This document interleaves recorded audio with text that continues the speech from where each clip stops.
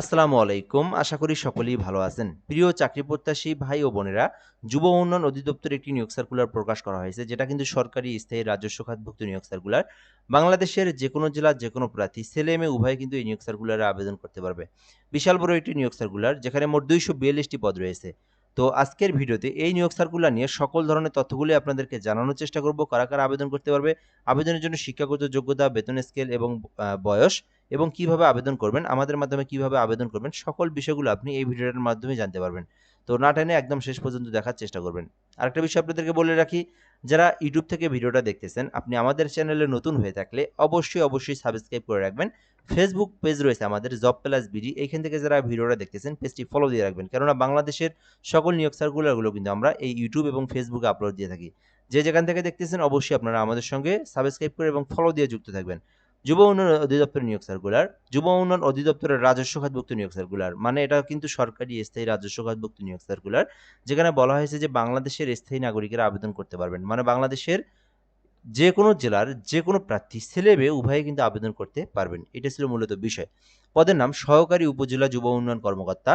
আপনারা জানেন বাংলাদেশের প্রত্যেকটা জেলাতে কিন্তু যুব উন্নয়ন অফিস রয়েছে। তো আপনি যদি এই সার্কুলারে আবেদন করেন এবং আপনি যদি পরীক্ষা দিয়ে উত্তীর্ণ হয়ে থাকেন, সেই ক্ষেত্রে আপনি কিন্তু আপনার নিজের জেলাতেই কিন্তু চাকরির একটা সুযোগ পেতে পারেন। মানে আপনার নিজের জেলা থেকে, নিজের এলাকা থেকে আপনি এই চাকরিটা করতে পারেন। যেটা কিন্তু আপনার সহকারী উপজেলা যুব উন্নয়ন কর্মকর্তা এই পদটিতে, ঠিক আছে? মানে এটা আপনার নিজের এলাকাতেই দেওয়ার সম্ভাবনা রয়েছে। পদসংখ্যা মোট ২৪২টি পদ রয়েছে।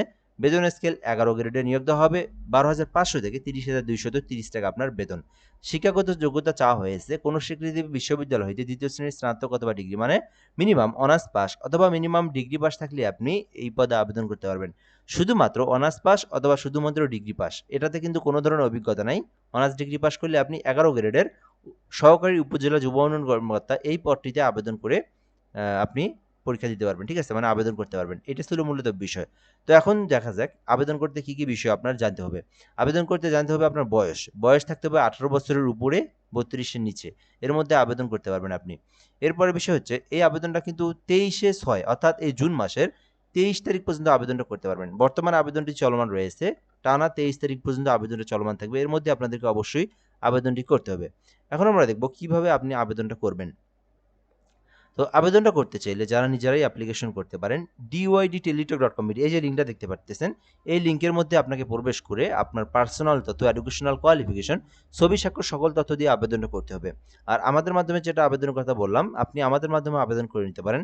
আমাদের একটা অনলাইন অ্যাপ্লিকেশন সার্ভিস রয়েছে, যার মাধ্যমে আপনি ঘরে বসে থেকে নির্ভুলভাবে যে কোনো সরকারি চাকরির আবেদন করে নিতে পারবেন। নাম্বারটি হচ্ছে 017758303112, এই নাম্বারে হোয়াটসঅ্যাপে এসএমএস করবেন। দেন আপনি কিন্তু আমাদের মাধ্যমে আপনার তথ্যগুলো দিবেন। আমরা আবেদন করে আপনাকে সঙ্গে অ্যাপ্লিকেশন করে দেবো। আমাদের মাধ্যমে আবেদন করে নিতে পারবেন। এরপরের বিষয়গুলো আমরা দেখব। আবেদন করতে আবেদন করতে কত টাকার প্রয়োজন হবে? মানে এটা কিন্তু সরকারি ফি জমা দিতে হবে। তো এই সরকারি ফিটা কিন্তু গ্রেড অনুযায়ী দিতে হয়। ১১ গ্রেডের সরকারি ফি হচ্ছে ৳১৬৮ আমি আপনাদেরকে দেখাই দিচ্ছি, এই যে ৳১৬৮। তো এখানে ২ টা এসএমএস সহ মোট ৳১৬৮ আপনাদেরকে সরকারি ফি জমা দিতে হবে। আর পেমেন্টের সময় অবশ্যই আপনাদের ফোনে যেন ৳১০ মিনিমাম থাকে, যেহেতু ২ টা এসএমএস সহ।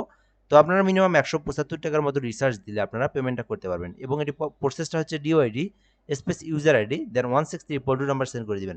পরবর্তীতে পিন নাম্বার দিয়ে আবার আপনারা 16322 নাম্বার সেন্ড করে দিলেই আপনার পেমেন্টটা কিন্তু সাকসেসফুলি সম্পূর্ণ হয়ে যাবে।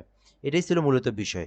তো আবেদনটি করতে পারেন। আরেকটা বিষয় হচ্ছে বলতে হবে আপনাদেরকে, এই নিয়োগ সার্কুলারে যারা আবেদন আগে করছেন তাদের কিন্তু আবেদন করার প্রয়োজন নেই। কিছুদিন আগে কিন্তু ৯০টি পদে যুব উন্নয়ন অধিদপ্তরের এই নিয়োগ সার্কুলারটা প্রকাশ করা হয়েছিল। যারা এর আগে আবেদন করছেন তাদের কিন্তু নতুন করে আবেদনটি করার কোনো প্রয়োজন নাই।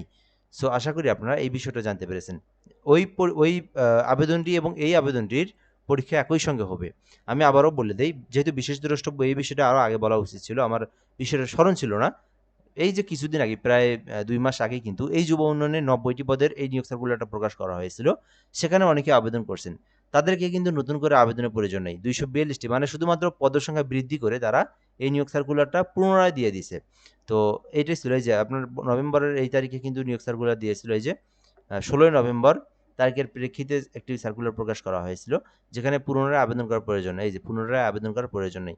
মানে এই ৯০টি পদের বিপরীতে যারা আবেদন করছিলেন তাদের মানে যুব উন্নয়নে এই যে কয়েক মাস আগেই তাদের কিন্তু নতুন করে আবেদন করার প্রয়োজন নাই। ওই আবেদনে যারা আবেদন করছেন, এই আবেদনে যারা আবেদন করবেন, একই সঙ্গে পরীক্ষা হবে। এটাই ছিল মূলত বিষয়।